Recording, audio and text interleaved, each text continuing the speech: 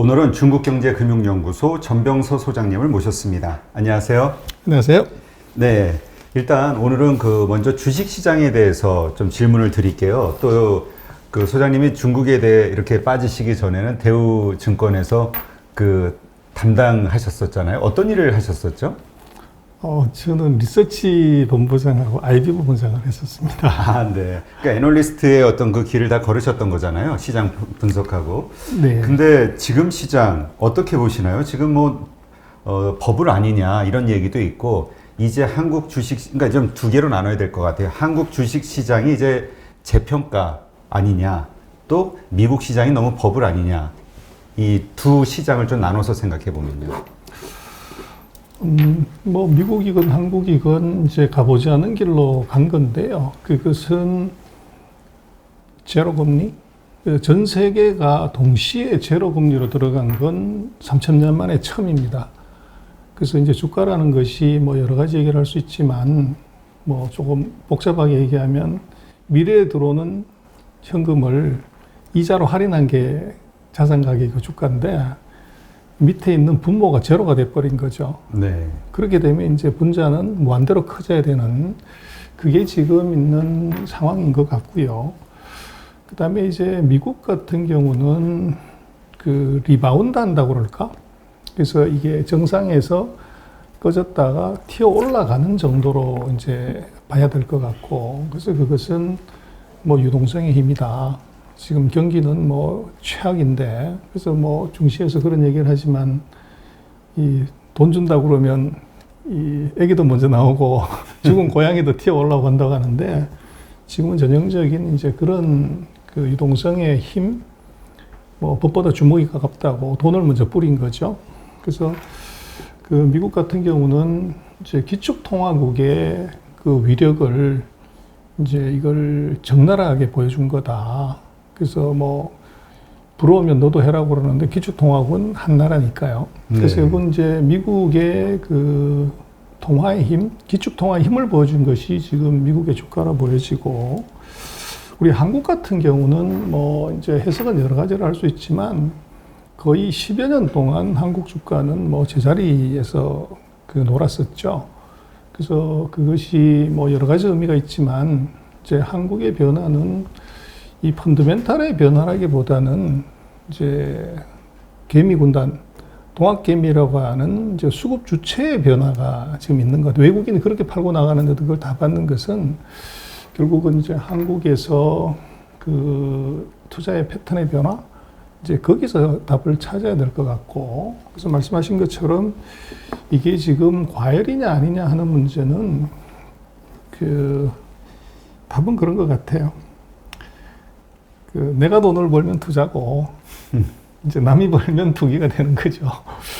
그래서 지금 같은 경우는 이제 아무래도 경제 규모에 대비해서 주가가 얼마나 올랐냐 하는 것을 짚어보는데, 미국 같은 경우는 한 140%, 그러나 미국도 이제 이전 버블 한 165%까지 이제 GDP 대비해서 시가총액이 그렇게 크는데, 아직은 거기에 좀 못 미치고 있는 거고요. 20% 정도 GDP 대비도 올라갈 수 있는 그렇죠. 의미 있다. 그래서 한국은 그보다 훨씬 낮기 때문에, 그래서 돈 많이 풀린 건 분명하지만 이제 빅데이터를 한번 돌려보면 아직은 조금 더 위로 갈 수 있는 rum이 있다. 이제 그때쯤 돼야 진정한 버블이다, 이렇게 얘기할 수 있을 것 같아요. 네. 그러면 궁금한 게, 버블이라는 상황이 이제 도달하게 되면 그 다음에 이제 꺼지는 거잖아요. 그러면 GDP 대비 어느 정도까지 떨어지나요? 이제까지 과거의 예를 보면. 그래서 이제 나라마다 다른데, 선진국 같은 경우는 이제 금융시장이 발달했기 때문에 버블을 통제할 수 있는 시스템이나 능력이 뛰어난 거고, 후진국은 이제 감당할 능력이 안 되기 때문에, 선진국은 140에서 160까지도 가고, 이제 후진국 같은 경우는 100을 넘어가게 되면 그때부터 워닝 사인이죠. 그래서 후진국은 7, 80만 돼도 이게 이제 과열의 상태로 가는 거고, 그래서 그렇게 놓고 보면 워런 버핏이 지표를 이제 쓴 거죠. 그래서 보면은 국가별로는 좀 다르게 봐야 된다. 선진국, 중진국, 후진국. 그것은 이제 금융 시스템의 발달과 리스크를 관리할 수 있는 능력, 거기에 따라서 3단계로 좀 나눠야 된다. 이렇게 얘기 드릴 수 있을 것 같아요. 네. 그러면 보통 미국 같은 선진국 같은 경우는 그냥 GDP, 그러니까 버핏 지수대로 그냥 GDP의 100% 정도 선으로 유지되는 것까지 떨어질 수도 있다. 이렇게 봐야 될까요? 그 밑으로도 가죠. 아, 그 그러니까 위기가 밑으로도? 왔을 때는. 그렇지만 이제 선진국의 경우는 보면 이 금융산업이 굉장히 많이 발달을 해 있죠. 모든 네. 것이 이제 그 자산화가 이게 금융으로 이제 많이 가 있기 때문에 그 비율이 선진국일수록 높은 거고요. 또 후진국의 경우들은 이제 금융산업이 낙후되어 있기 때문에 이 사이즈가 상대적으로 뭐 이제 작죠. 그래서 금융 통제력이 결국은 이제 국가의 힘이다. 그렇게 볼 수 있을 것 같아요. 네. 그렇다면 지금 이제 뭐 많은 분들이 그 예전하고는 다른 어떤 지금의 시장 상황이라고 이제 말씀을 많이 하시는데 그 가운데는 개인들의 아주 강력한 세력화라고 표현을 하시더라고요. 이것이 정말 지속될 만한 일인지 하여튼 지금 현재 주식시장에서 우리가 가장 경계해야 되는 변수가 뭐가 있을까요? 그래서 저는 그 수급을 보면 안 되고요. 그래서 이제 어떻게 보면 수급은 따라온 거고 그 내재에 있는 변화의 중심을 봐야 되는데 지금 뭐 그런 말이 있습니다.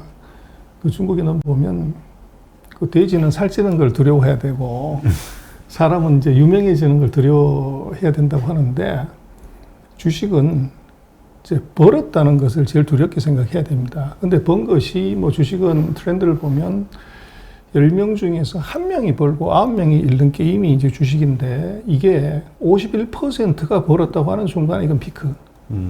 그래서 지금 이제 뭐 보신 분들이 많다고 하지만 작년을 놓고 보면 제가 한국 쪽은 그런 조사를 못 봤지만 중국 같은 경우는 뭐 주가가 창업반이나 심천지수가 나스닥보다 더 많이 올라간 그런 상황인데도 중국 개미들의 통계를 보면 그 번 사람보다 잃은 사람이 이게 약간 더 많은 이제 50%대 그 언저리에 돈을 손실을 봤다는 거죠. 그 좋은 장에도. 그래서 뭐 그런 측면에서 이제 볼 수가 있을 것 같고 지금 이제 경계를 해야 될 것은 저는 아이러니하지만 경기가 좋아지는 것을 그렇게 원하지만 지금 주식시장에서는 경기가 좋아지는 것을 가장 경계해야 된다. 그래서 경기가 좋아진다고 하는 것은 제로로 만들어놨던 금리를 이걸 플러스로 만든다는 거죠. 그렇게 되면 아까 모두에 말씀드린 것처럼 이게 분모가 이것이 커져버리면 전체는 무조건 작아져야 되는. 그래서 지금 경계를 해야 되는 것은 이 정상적인 경기 회복 플러스 금리 인상의 시점. 이것이 지금처럼 이제 유동성이 만들어낸 상에서는 가장 그 뭐 독한 약이라고 그럴까? 이제 그런 상황이 나올 것 같아요. 네, 그렇군요. 그렇다면 그러니까 사실 지금 많은 사람들이 실물 경기가 안 좋아지고 안 좋은 상태에서 이 주식 시장만 좋아지기 때문에 이 괴리율이 넓어지는 거에 대해서 고민을 많이 하는데 그게 오히려 좁혀졌을 때가 위기가 올 수도 있는 그 상황이 될 수도 있겠네요. 그렇습니다. 그래서 모두가 예스 하면 그게 이제 위험한 거죠. 네, 그렇군요. 근데 그 교수님이 그 이 황소장에서 카나리아새를 주시해야 된다 이제 이런 말씀을 하셨잖아요. 이 얘기는 어떤 얘기입니까? 그래서 제 블로그에다가 네. 제가 이제 올려놓은 그 칼럼을 아마 작가님이 쓰신 것 같은데 그래서 뭐 제가 여의도에서 한 25년 일하면서 본 뭐 느낌은요 7, 8, 9분응선이 있다는 거죠. 그래서 7분응선은 이제 증권회사 객장에 팔이 날리던 객장에 이제 장바구니 들고 오신 분들이 객장을 찾기 시작하고 메우기 시작하면 7분응선.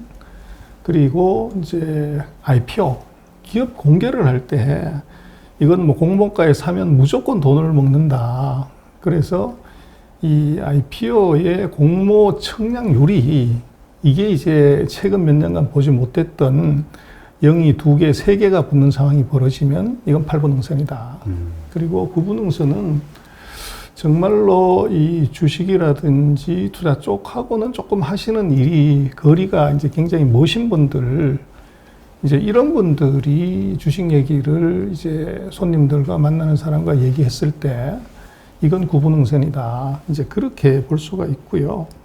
그래서 결국은 뭐 우리가 바닷물의 온도가 변하면 순식간에 모든 것이 다 집어지는데 그 물에 살고 있는 고기는 계속 있기 때문에 온도를 잘 못 느끼는 거죠. 네. 그래서 우리가 주식시장에 이제 들어와 가지고 이 투자를 하게 되면 나도 모르게 그 안에 빠져서 외부 환경의 변화가 어떻게 가는지를 체크를 못 하죠. 네. 근데 그럴 때 이제 감각적으로 볼 수 있는 것은 이제 방금 말씀드렸던 사람들의 그 행위, 비헤이버를 보면 이게 과열인지 아닌지 지금 그것을 좀 판단할 수가 있죠. 네.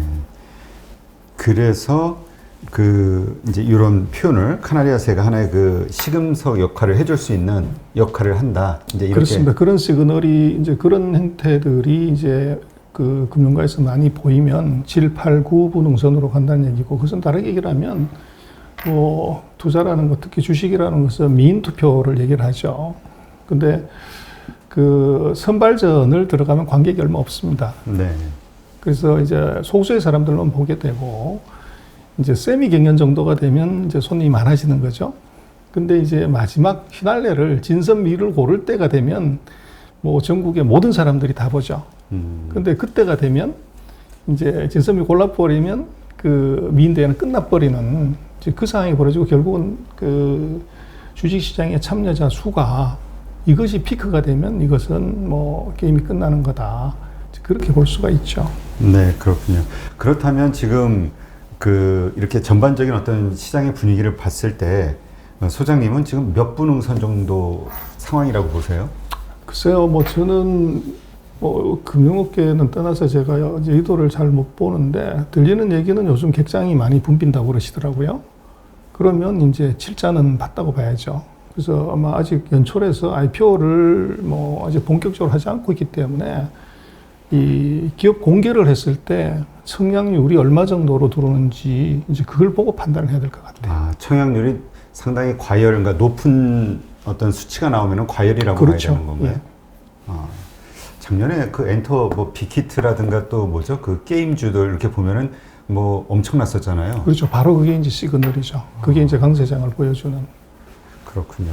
그러면 한국도 이렇지만 중국도 말씀하신 대로 되게 많이 올랐잖아요. 그 거창반 같은 경우도 뭐 나스닥보다 더 많이 올랐고요. 뭐 지난번 상황에서도 말씀하셨듯이 중국에서 그 플랫폼, 인터넷 플랫폼 기업들에 대한 어떤 반독점 규제 이런 것들이 현실화되면서 그때 좀 많이 내렸잖아요. 그러면서 시장이 좀 조정을 받았지만 뭐 결국 다시 상승세로 가고 있는데, 그렇다면 이러한 시점에서 우리가 중국 시장에도 이렇게 좀 들어갈 만한, 투자할 만한 상황이라고 볼 수 있는 건가요? 이제 결국은 그런 것 같아요. 이제 물은 높은 데서 낮은 데로 흐르지만 돈은 뭐 낮은 데서 높은 데로 흐르죠. 철저하게. 그래서 그것이 뭐 누가 막는다고 해서 되는 것도 아니고, 그리고 돈은 이념도 없고 사상도 없고 오로지 딱 하나만 있죠. 한 명에 10만 모시는데 그 신 이름이 수익률입니다. 그래서 그게 뭐 중국이 되든 홍콩이 되든 한국이 되든 수익률이 높다고 그러면 언제든지 이제 이 수익률 높은 데로 찾아가 버리는 거죠. 그래서 보면은 한국에서는 뭐 지난 한 1, 2년 동안에 뭐 중국 위기론, 중국 붕괴론 뭐 이제 계속적으로 그렇게 얘기를 하는 바람에 아마 해외 투자를 보면 중국 시장이 미국 시장보다 훨씬 더 좋은 상황임에도 불구하고 우리 투자 비중을 보면 미국이 9, 중국이 1, 뭐 이 정도밖에 안 됐죠. 그게 이제 시장에서 어떻게 보면 오도된 정보, 이 경사진 정보를 계속적으로 유통하다 보니까 그런 것 같고, 그래서 지금 중국으로 돈이 몰려 들어가는 상황, 그리고 이제 홍콩도 이제 지금 사실은 중국이죠. 홍콩 시장 같은 경우에 상장회사 이거 70%가 본토 기업이기 때문에 지금 최근에 보면 홍콩 시장이 금년 들어서 가장 높은 상승을 보입니다. 최고의 상승은 뭐 미국 저리 가라고 할 정도로 가는데, 이게 제가 볼 때는 결국은 이 돈의 흐름이 돈이 알아서 자기 수익률을 맞추러 가는 수익률 신을 이제 자동으로 찾아서 가는 거죠. 그래서 네. 그게 저는 주목할 만하고, 그래서 최근에 제가 중국 정보들이 워낙 뭐 한국에서는 없고 그래서 이제 유튜브 채널을 하나를 만들었는데, 불과 뭐 2달 만에 저는 뭐 정말 예상을 못 했는데 엄청난 사람들이 순식간에 들어와서 그걸 보더라고요. 네. 그래서 결국은 이게 그 어떻게 보면 그 수익률은 정보와 관계가 있고 그 정보가 몰리는 것, 그 지역이 바로 이제 새로운 투자 지역이라고 놓고 보면 아마 한국 같은 경우는 아마 금년도가 그 중국 주가는 작년에 엄청나게 올랐지만 한국으로서는 어떻게 보면 스타트의 단계, 이제 중국을 본격적으로 투자하려고 하는 단계, 이게 지금 온 것 같고 또 지금 이제 제가 연초에 그 전 세계 한 10대 자산운용사 이 사람들의 2021년에 그 스트래티지를 봤더니 10개 뭐 뱅가드부터 블랙락부터 시작해서 최고의 자산운용사들의 2021년에 그 컨트리 베이스로 탑 프라이어티가 다 중국이에요. 네. 그래서 그렇게 놓고 보면 우리 같은 경우는 오히려 조금 지금 들어가는 것이 이제 늦었던 것 아닌가 뭐 그런 느낌은 있고 그래서 최근에 뭐 한국의 IB들도 제가 보니까 그 중국 투자, 중국 리서치 이걸 이제 확 금년 들어서 전략적으로 많이 이제 늘리는 것 같아요. 네. 그래서 뭐 한국 같은 경우는 이제 바로 옆집에 있으면서도 그것을 조금 소홀히 한 게 결국은 이제 국부를 엄청나게 늘릴 수 있는 찬스를 우리가 조금 놓친 게 아닌가 싶고 그래서 중국은 뭐 지수로 본다고 하면 지금 뭐 조금 올라서 3,500, 3,600이지만 15년 전 주가하고 거의 같은 수준입니다. 그래서 아직 전반적으로 물론 종목별로는 이제 말씀하신 것처럼 엄청나게 올라간 종목들이 있지만 시장 전체적으로 보면 아직도 저평가된 이제 섹터나 종목이 많다 그렇게 볼 수는 있을 것 같아요. 네. 근데 그 한국 사람들이 그 투자하는 데 있어서 중국 시장을 되게 두렵게 여기는 게 지금 말씀하셨듯이 15년 전에 3,500 그때 그냥 꼬꾸라졌잖아요. 확 꼬꾸라져서 바닥을 그러니까 이게 지금 이렇게 올라왔지만 이게 미국처럼 우상향으로 계속 가는 게 아니라 또 언제든지 그렇게 꺾어질 수 있다. 그리고 그 변수로는 뭐 공산당의 불확실한 어떤 정책일 수도 있고요. 이런 우려들을 많이 하더라고요. 이제 그게 그 이제 한국에서 그 중국 리서치가 약하다는 것의 이제 이유인데요. 인덱스는 말씀하신 것처럼 15년 전하고 똑같은 지수 6,500 갔을 때 그 이제 전 단계 정도 수준에 그냥 있지만 시가총액은 그때 비해서 2배가 늘었습니다. 네. 그래서 그건 무슨 얘기냐면 그 사이에 증자 IPO를 많이 해서 이게 EPS가 희석화되는 바람에 인덱스는 못 올라갔다는 거죠. 그렇지만 이제 시장의 볼륨은 2배가 더 커졌다는 시가총액은 사상 최고치를 갱신했다는 얘기고 그래서 이제 그 의미는 뭐냐 그러면 한국도 마찬가지죠. 우리가 거의 10년 동안 지수가 옆으로 기었는데 종목별로는 보면은 이게 2배, 3배 간 종목들이 이제 있고 그래서 결국은 중국은 저것은 말씀하신 정부의 정책이기 때문에 인덱스, 소위 말하는 인덱스를 따라가는 ETF에서는 한국하고 똑같이 10년 동안 돈 못 벌 수도 있다. 그래서 섹터하고 종목을 잘 고르는 것이 이게 중요한데 말씀하신 것처럼 한국은 이제 멀리서 중국을 그냥 만원경으로 보는 거죠. 근데 14기면 이 세계 인구의 5분의 1이 키 작은 사람, 키 큰 사람 이걸 다 합쳐가지고 봤더니만 이게 100cm예요. 그래서 이게 평균이다 그러는데 키 큰 사람은 2m 40이고 키 작은 사람은 80cm도 있는데 그래서 결국은 우리로 놓고 보면 평균보다 큰 것을 봐야 되는데 이것을 보는데 우리가 절대적으로 정보가 부족한 것 같아요. 그리고 말씀하신 것처럼 이제 공산당이 뭘 해서 이제 이게 문제가 되고 그것이 급등락을 일으켰다 이제 뭐 이렇게 얘기를 하지만 안을 들여다보면 공산당은 잘해보려고 정책을 이제 우리 같은 경우는 뭐 서방 세계는 자본시장 역사가 250년, 300년 되는데 중국은 90년에 겨우 이제 자본시장을 만들었으니까 이제 한 30년 겨우 된 거예요. 그러다 보니까 300년 된 자본시장하고 30년 운영의 능력이 엄청나게 차이가 나죠. 그리고 그러다 보니까 투자하는 사람들도 이 투자 패턴이 익숙하지가 않아요. 근데 문제는 뭐 우리가 지금 주식 투자하시는 분들이 이번에 좀 늘어가지고 한 1,000만이다. 그 사이에 뭐 동학개미 분들이 한 730만 늘어서라고 하는데 중국은 지금 주식 투자하는 분들이 얼마나 될 것 같습니까? 뭐 많겠죠. 인구가 1억 7,700만 명입니다. 1억 7천. 우리 18배 되는 이제 개미들이 말이 그렇지 1억 명이 한 방향으로 쏠리면 이건 정부도 못 막습니다. 그리고 지금 우리도 동학개미 뭐 또 미국도 보면 이제 게임스탑에 투자한 그 로빈훗 개미들이 정부가 뭐라고 그런다고 말 듣는 거 아니잖아요. 그렇죠. 근데 그 투자 규모가 작기 때문에 중국도 뭐 100원, 200원, 1000원 이렇게 투자하는 개미가 많기 때문에 이 개미는 뭐 그거 잃어버리면 어때? 그래서 소액 투자자들. 그렇죠. 그게 1억 명이 넘어가게 되면 이 주가의 급등락을 만드는 거예요. 그래서 그게 이제 말씀하신 정부가 액션을 한 것도 있지만 개미 투자가가 전체 투자가의 80%가 되는 상황에서 개미들이 한쪽 방향으로 쏠렸을 때 급등을 하게 되고 그걸 이제 과열이라고 생각해서 정부가 세게 눌렀을 때 급락을 한 거죠. 근데 이제 중국은 그 사이에 그 두 번의 큰 대폭락을 겪어서 정부가 이제 주식시장에서는 굉장히 조심스럽게 접근을 합니다. 그래서 정부의 정책은 뭐냐면 중국말로 따치다로라고 그러는데 급등락, 폭등도 안 되고 폭락도 안 된다. 그래서 어떻게 생각을 하면 중국은 최근 한 3, 4년간을 보면 주가가 이 바닥이 있어요. 확실하게 보이는 바닥이 2,800. 네. 이 밑으로 절대 안 내려가는. 그렇게 되면 이제 빠지면은 누군가가 와서 받칩니다.